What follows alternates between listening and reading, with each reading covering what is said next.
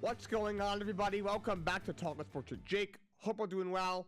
So a couple of moves in MLB free agency that happened yesterday. The Reds acquired Gavin Lux from Los Angeles Dodgers. They traded an outfield prospect, Mike Sirota, is the one going the other way to the Dodgers. I think it's a solid move for the Reds. Lux is still very young, still is only 27 years old. He has had a lot of injuries ever since being one of the top prospects in all of baseball. About this point, probably like 6 years ago. First year since 2019-2020. Did not play a lot, had a bunch of injuries. When he was on the field, wasn't great.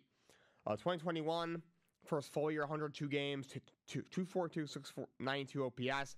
2022, he hit 276 that year, 745 OPS. Missed the entire season in 2023. He had an injury in spring training, cost him the whole year. Last year, came back. 139 games, so a full season, but only had 251 for 703 OPS, so it wasn't great. 10 homers, 50 RBIs, but he's a solid infielder, can play second, third, as well as shortstop. He's shown the ability to be a decent hitter in the past. He's still only going to be 27. He's very talented. You know, the Reds are a young team that's still kind of retooling. They do have a lot of infielders already, but that's not a bad move for the Reds. Don't give up much because Dodgers just on Hye-Sung Cameo. You already have a lot of infielders over there with Max Muncy and Chris Taylor and all those guys over there. So that he probably became expendable, and they were just like probably realized they decided to give up on him. You know, I mean, he's been in the league since 2019. He's gonna be 27 years old. But you never know. Maybe another man's trash could be another man's treasure kind of thing. Maybe the Reds can find something in Gavin Lux. I mean, he wasn't horrible last year. He was but you know, still young. I think it's a no-risk, pretty high-reward move for the Cincinnati Reds. And the Royals make a move. They signed Michael Lorenzen a year for $7 million, a $12 million mutual option for 2026 as well. Had a good year last year between Texas and Kansas City. They re-signed him after he pitched well for them down the stretch. In 24 starts for 3.31 ERA. Last year had a 3.81 in 18 starts with Texas. In 6 starts with the Royals, had a 1.57 ERA, was really good down the stretch. He came up a starter of Cincinnati, didn't really work out, had some arm problems, was moved to the bullpen. But then when he signed with the Angels a couple of years ago, they put him back on their rotation. He had a couple of okay years. 2022 had 4.24 ERA with the Angels, only 18 starts.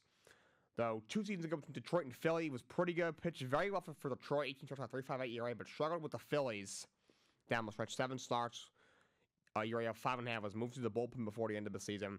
But last year had a strong year between Texas and Kansas City. Was phenomenal down the stretch for the Kansas City Royals. And the Royals bring him back. He's got a really good rotation. You've got Cole Reagans over there. He's turned into a stud. He's still really young. Was an all-star last year. You know, you have a veteran Lorenzen. He's going to be 33, but he's emerged as a solid innings leader in the middle to the back of your rotation. So he's back in Kansas City with the Royals. All right, so the NFL coaching carousel continues. The Indianapolis Colts fired defensive coordinator Gus Bradley. Look, this is probably their fall guy for their horrible roster construction and just mishandling of the quarterback. That's on everybody from Chris Ballard to Shane Steichen to the owner Jim Irsay. I've done all of them. Gus Bradley, I mean, he was not a good head coach in Jacksonville, but he's been a great defensive coordinator. He was very good in Seattle. As a DC, he was very good with the Chargers as a defensive coordinator. He overall did a good job in Indianapolis, but the defense definitely regressed this year, was not very good. I think part of it is the personnel. Far from all on Gus, but I'm not saying he didn't deserve to be fired. He should have done a better job. He was kind of on the hot seat all season. But also, he's a proven defensive coordinator in this league, and he's the least of the Indianapolis Colts' problems. But he was let go by Indianapolis, of course, announced that Steichen and Ballard, the coach and GM, will come back for next year. The Miami Dolphins announced that Mike McDaniel, head coach and GM, Chris Greer, are going to return. Don't mind Greer coming back. He's done a pretty good job. He's done some nice things. He's also made some mistakes as well. But I don't understand the allegiance to Mike McDaniel. He's got one playoff win in 5 years. He went 8-9 of a very talented roster.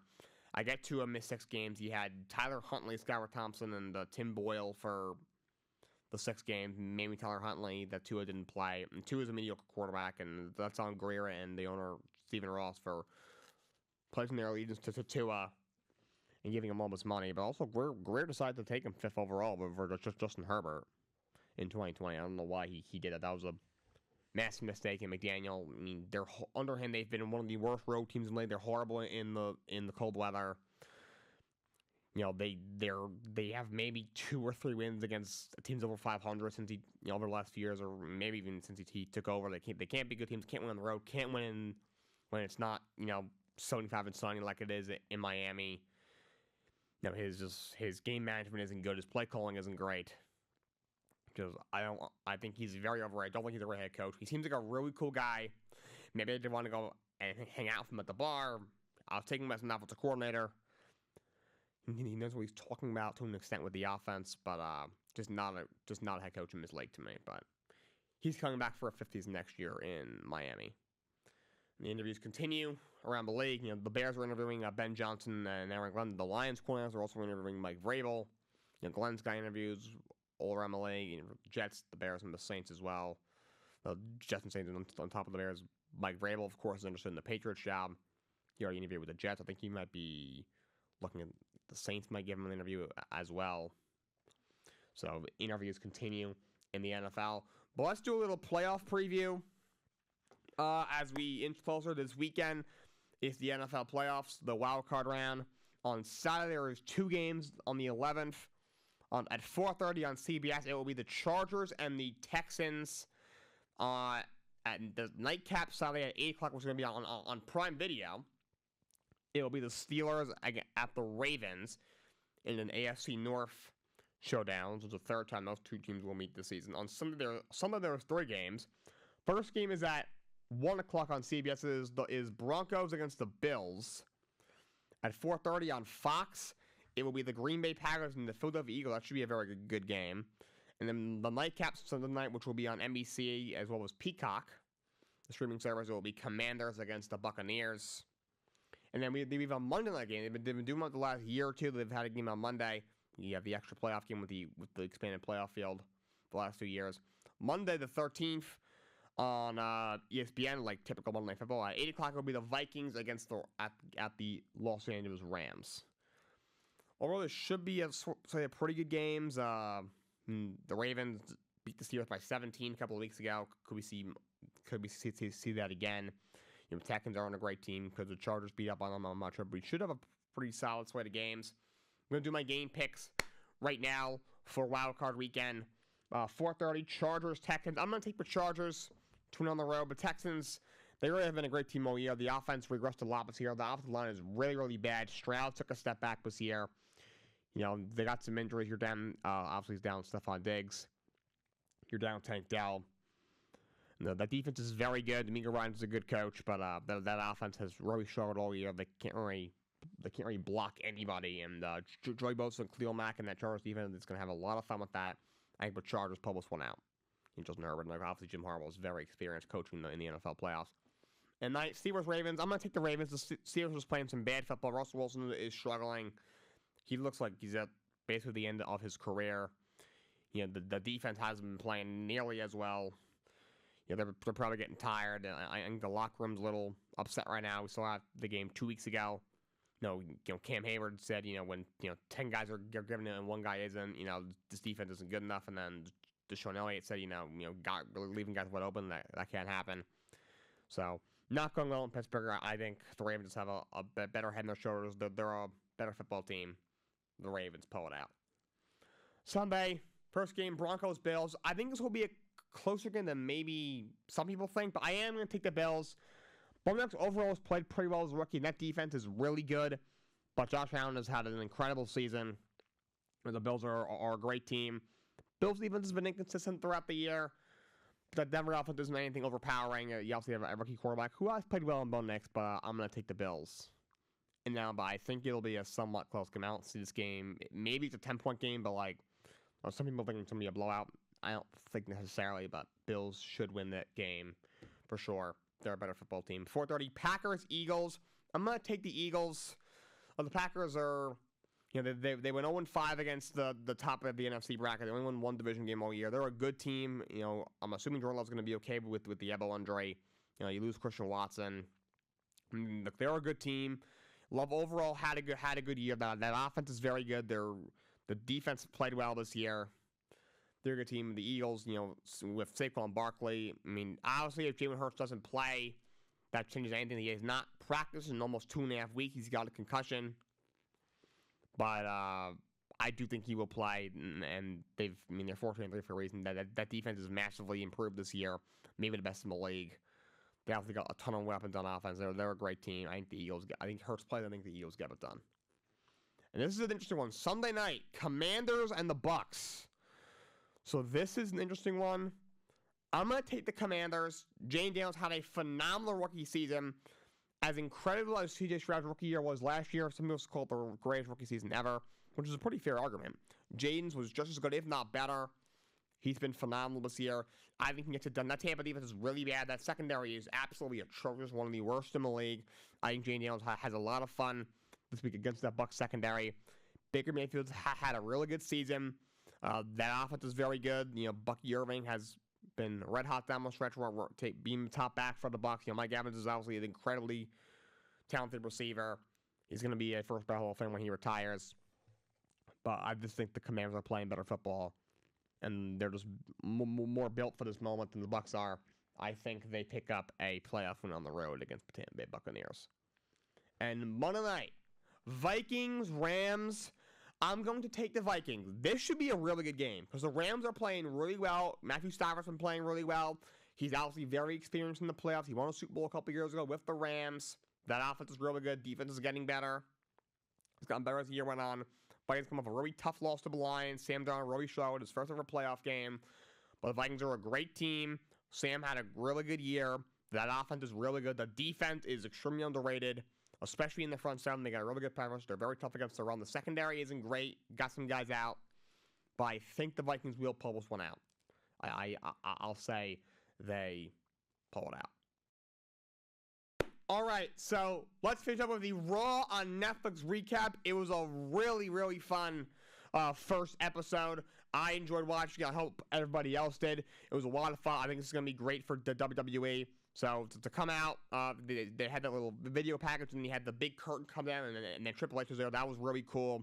Triple H cut a little promo, got the crowd revved up, and then The Rock came out. And, people were a little disappointed in his promo, but that wasn't the final boss. That was really just Dwayne Johnson, the person. He kind of came out and just announced that it's the largest gate in Raw history with 17,000 people there and into a dome in L.A. He actually thanked Cody Rhodes for which was a bit surprising. He thanked the Netflix people, the Netflix people who obviously helped make this all possible. He thanked a couple people, and then he thanked Roman Reigns, and he said that he's the tribal chief. Then after that, he had Roman Reigns against Souls of in a tribal combo match, and Roman Reigns has reclaimed his Ulafala. He is once again the original tribal chief. Incredible match. Fatu and Tama Tonga got involved. Kevin Owens got involved. Then, Sami Zayn and Jimmy Uso got involved. Cody came out and fought off Kevin Owens. Roman picked up the win. An incredible match. Then afterwards, great shot as Roman was on the ground about to receive his Ulafala. The Rock comes out, and he takes the Ulafala from Paul Heyman, and he puts it upon Roman Reigns, and they hug. I'm telling you right now, this is a swerve. Take a look at The Rock's eyes when he hugs Roman Reigns. He didn't look, he wasn't really smiling. He looked very serious, almost a little upset. You saw, if you zoom in on Heyman's face, he was like standing on ringside. He looked almost confused, a little maybe bewildered. Something's brewing there. I think we're getting something special with those two guys. But The Rock's definitely working WrestleMania, so that was cool. We had John Cena came out. He was saying everyone wants me to win my 17th world title. And he's like, he's like, oh, it's never gonna happen. But then he was like, all right, never say never, but it would take a miracle. Then he started being sarcastic, like, oh, what if I win the Chamber or win the Rumble? He was like, oh, wait a minute. What if I win the Royal Rumble? So he says, I'm going to win the Rumble. So he'll be in the Royal Rumble. We'll see what happens. I cannot wait for his farewell tour. I'm probably going to blow my eyes out when he retires because I had like a poster of him on my wall in my room when I was like 11 years old. But I'm very excited for this farewell tour with John Cena. And the Women's World Title, Liv Morgan against Rhea Ripley. Rhea Ripley pulls out the victory in a very solid match. Thank God. They had a very good storyline, with the Judgment Day and all that, but it was time for it to end, and it did. Then this was the right move. Overall, Liv had a really good reign. She emerged as a star in the women's division. For a while, I was never really a fan of her work, but she was very impressive during this world title run. So, kudos to her. And then Rhea reclaims the women's world title that she never lost. And it was very cool. The Undertaker coming out. First, we heard the bong, and then Rhea was like, "Oh!" And then the American Badass comes out. He rides his motorcycle around the ring, and then they link up. And it's cool when he put his fist up and Rhea put the championship up. That was freaking awesome. That was really cool to see.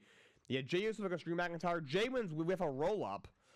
And at the end, he like collapsed, and then McIntyre was acting cocky. He took too much time, and Jey steals it. I was surprised that Jey won. I thought that maybe you continue having McIntyre be like, the Bloodline Hunter and the Bloodline Killer, and you have him win the match. But Jey pulls it out. I would have finished what it wasn't a huge fan of. That being said, I have a feeling McIntyre and Jey are not done. They haven't seen the last of each other by any means. As great as the show was, we could have done without the Hulk Hogan. Oh my God, he got booed out of the building. He was out there for about 2 minutes. He was kind of out there to promote his beer, basically. His music came out with Jimmy Hart. He cut little promos and I had all these great partners with Andre the Giant, Randy Macho Man Savage. Now Raw's partner with Netflix, and he was booed out of the building. Obviously, this is a sports show, so I'm not gonna get too much into what that's gonna be about, why that was, but he was in Los Angeles. He obviously made some comments and endorsed certain people of the last few months that the city of LA doesn't really like. I mean, he's not really a great guy anyway. He's just kind of in general kind of an asshole. But obviously, he's done some stuff that has irked crowds like Los Angeles. So I think you can read between the lines when I say that. But not really sure they brought him out. I know they wanted to bring out Stone Cold, but it fell through. I'm not sure if Stone Cold we're going to see Stone Cold on WWE again, honestly, because they wanted to get him for WrestleMania. That's why it was the Undertaker. Like, it was great seeing the Undertaker, but like Stone Cold might make a little more sense because of the thing with The Rock. But the Undertaker had a rivalry with The Rock at one point as well. He's been fighting that family for years. I mean, he fought The Rock back in the day. He had a WrestleMania match with Roman Reigns. There's a compilation of him like choke slamming like all different people from that family, which is kind of funny. But yeah, so like, I guess Triple H didn't want to pay Stone Cold, but also like, how much money does Stone Cold really need just to do these appearances? So they got Hogan instead. Hulk Hogan's a legend, but I don't need to see him on television anymore. That should be the last time he ever appears on WWE television. That should be the last time. As he would say, it's over, brother. Like, it's over. Then CM Punk against Seth Rollins, a match years in the making. CM Punk picks up the win. It was a really good match. This is the right move. This is not going to be the last time that they fight. I do think they will still have a match at WrestleMania. This is a really good match. I'd be shocked if they don't fight again very soon. This could be an incredible rivalry because of how much hate there is in real life with the two of them. The storyline is just so deep. The long-term storyline they could do here is incredible. But that was a really good match, and I do think the right guy won at this point. All I got for you guys today. Till next time, so long. Have a great day.